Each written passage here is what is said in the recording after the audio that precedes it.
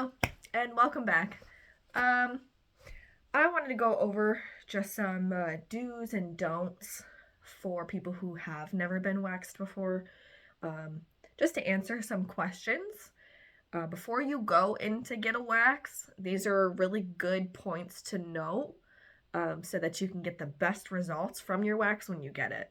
Because at the end of the day, waxing is a little bit pricey, and if you don't get the result that you're looking for, it could just be because you didn't follow one of the do's or don'ts. And it's better to just follow them and have really, really nice skin and hair that grows in just fine, and not have to be like, oh, waxing doesn't work. Waxing works. Just follow these. So to start off, let's do like one do, one don't. One of the do's I would say to do before you even get a wax would be to exfoliate before you get one. So if you shower the morning or the night before, whatever last shower you take before you get a wax, exfoliate with something. It doesn't even need to be with soap. You could have just one of those scrubbies that you could just rub on your skin, whatever area that you're going to get done. That lifts the hair up. So whatever hair might be, still maybe stuck underneath the skin, exfoliating beforehand will push all that hair up through the skin, and it will go for a smoother wax when you get one. So, and a cleaner one as well. So a don't would be, before you come in, do not put any lotion, no body oil, no deodorant, no sunscreen, nothing on the body, especially in whatever area you're going to wax. So if, say, you came in with lotion on your legs, the lotion isn't going to make for the wax not to stick to your skin. So we're going to have to get all that off, and that's just going to take up a little bit more time at the beginning. So if you could, just don't come in with any kind of stuff on your skin that's oily, because the wax won't stick to it. Do wait 3 to 4 weeks before getting a wax. So everybody's different though, so keep that in mind. If your hair has never been waxed before and you want to get your underarms done, and you have maybe waited a week, 2 weeks, and your hair is, you think that it's super, super long and you can't wait, it might be ready. So let me tell you why. Your hair has to be half your thumbnail length, or think of like a grain of rice, that length, to be able to come out with wax. So if it's that long or longer, you're good. If it's right at the, like that mark, that's going to really depend on how long you've been waxing. If you've never waxed before and your hair is just barely ready, it's most likely gonna come off semi-okay, but there will be some hairs that they might have to pluck or go back over a couple times, just because, newbie hair is like the hardest hair to get out most generally. So do not trim it before you come in. I know it might be wild. You're thinking, 3 weeks is nothing, but I've went 4 months not getting a Brazilian. It's hella long. I need to trim it, because people have told me that if it's too long, it's going to hurt more.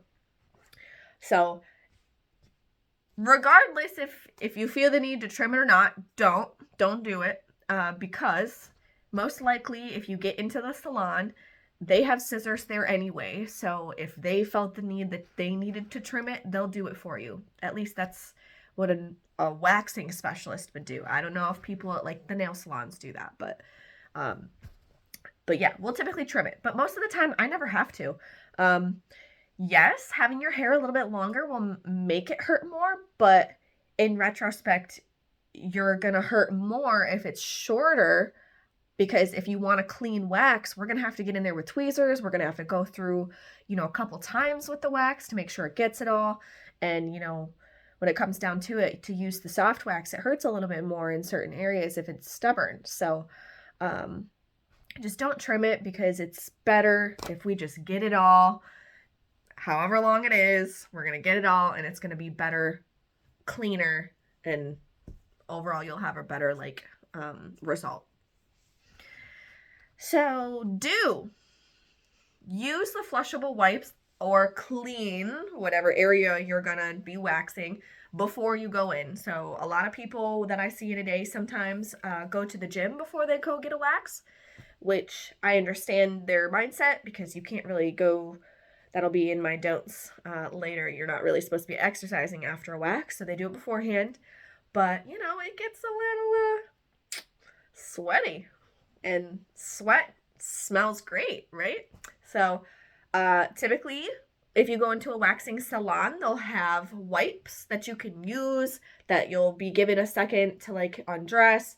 They'll step out for a sec. You can, you know, really quick, throw it in the trash before they even come in. They knock before they come in. So, you know, you'll be good. You just feel a little bit cleaner. I've had experiences where not so clean. So be clean for your waxers. Going off of that, don't use heavy scents like after you get the wax. So once you've completed your wax, there's a step-by-step kind of what you need to be doing after to keep it clean and washed and exfoliated and make sure that it's healing up so that you don't have any ingrowns or folliculitis. So to prevent having any of that happen afterwards, just make sure you're not using anything with heavy scents. Very basic body soap, like Dove unscented is perfect. Just pretty much like don't use Bath and Body Works products. Like don't do that. It's not gonna end well. Do find a waxing salon. I'm not trying to diss all the nail people that can do waxing. I know you guys can do it, but most of the time when people tell me that they go in and get their eyebrows done from a nail salon,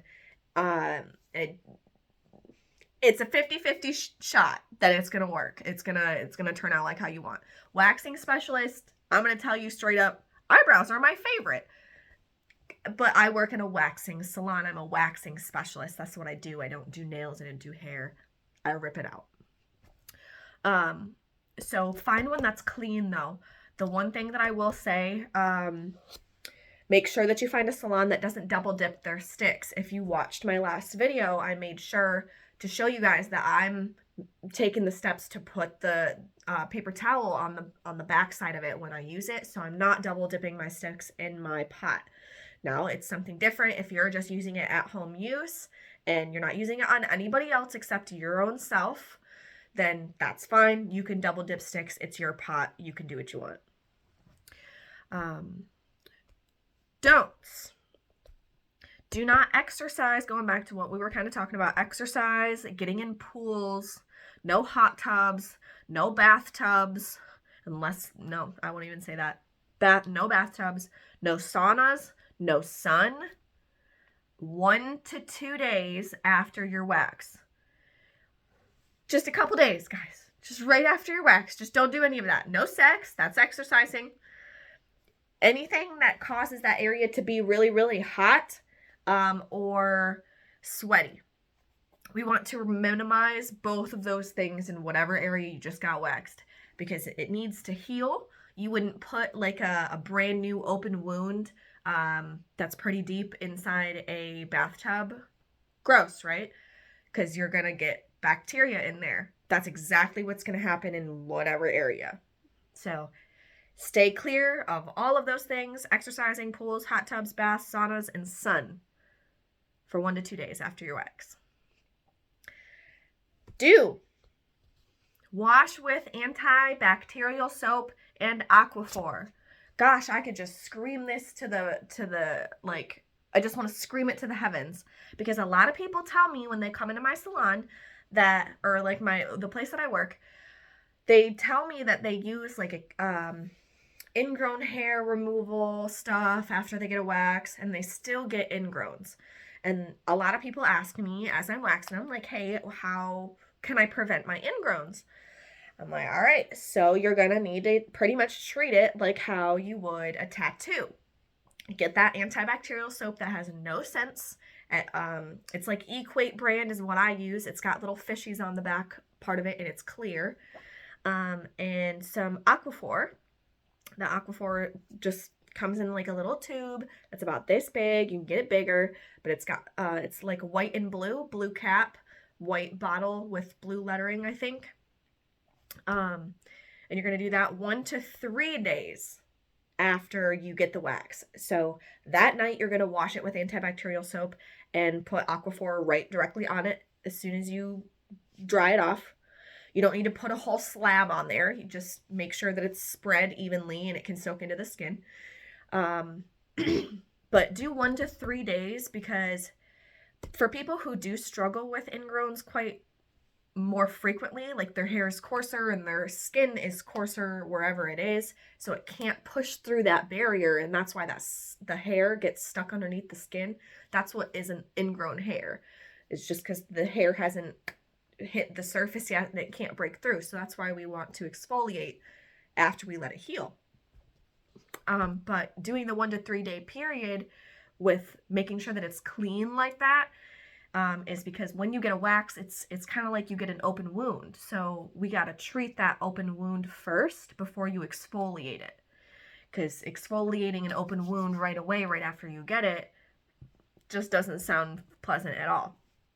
So don't do that. Do not touch it. Do not touch it. I know it's soft. You know, you probably just got your legs done. You're like, oh yeah, that's great. It feels great. Don't touch it, because you get folliculitis. Folliculitis is a big word that pretty much just tells you that you have like little mini zits on your skin just from bacteria getting inside those open pores from where we took the hair out. So that's susceptible to bacteria, and that's why we want it to make sure it's clean. But when it does get the bacteria in it, and I know it's inevitable sometimes, especially in like the underarm area when that's where you sweat from, pretty much. So you might get a few underneath there, but it's normal. It's normal. Sometimes there'll be hairs in them too, trying to poke out. If you can, get it out. If not, you know, exfoliate the area as much as you can to get rid of those bumps. And if you can't get them out, that's when maybe it's time to see, you know, a dermatologist if it's too inflamed or it's too painful. So don't touch it. It's going to cause bacteria from your fingers to get in there, and we don't want that. Do exfoliate with no scents about 3 days after your wax. So that's after the time period that you already washed it. You don't have to do that anymore once you start exfoliating. Just wash it like normal in the shower. Make sure you have a scrubby or a loofah or one of those dollar store poof balls it's just got to be more aggressive than a washcloth. That's it. And you just scrub the area with some soap, but try not to use that same scrubby on a different area of your body. Particularly maybe ones that have more bacteria in them than others, if you know what I mean. So like, try to keep the loofah sponge to exfoliate your underarms kind of away from the rest of the areas, just because you got this waxed and maybe you didn't get anything else waxed, so we're going to keep the sponge to one area. And my last don't wear tight clothing when you come get a wax or after a wax. I think I see the majority of the girls that come in to get a wax to the salon that I work at with maxi dresses on. Heck, don't wear any underwear if you're comfortable with that, because it's going to feel the best coming out from a wax with just no pants, just a giant dress and no underwear. It's probably the best because you feel very clean, very free, and you don't have any, you know, irritation going on with rubbing of clothes. Don't wear like silk stuff. Try to keep it very cotton based underwear and stuff, or if you're not wearing underwear, just like cotton clothes, because the silkiness can cause more sweat, and the sweat is what causes the folliculitis in the pores. So do that. No tight clothes for 1 to 3 days. So as it's before your start to exfoliate. When you start to exfoliate, it's okay, a little bit more okay. You might still see problems with folliculitis if your follicles are more slow growing. But just washing it again with antibacterial soap and putting the Aquaphor on it to kind of help that should take most of the problems away.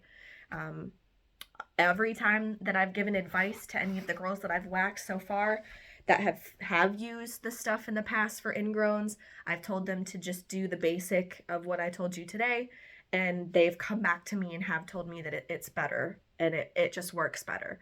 Because everybody's skin is different.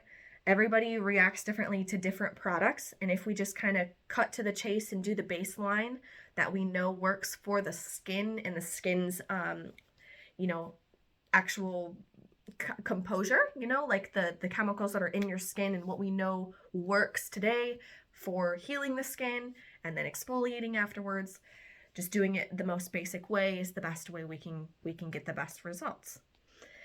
If you have any more questions about waxing, let me know. I'll see you next time.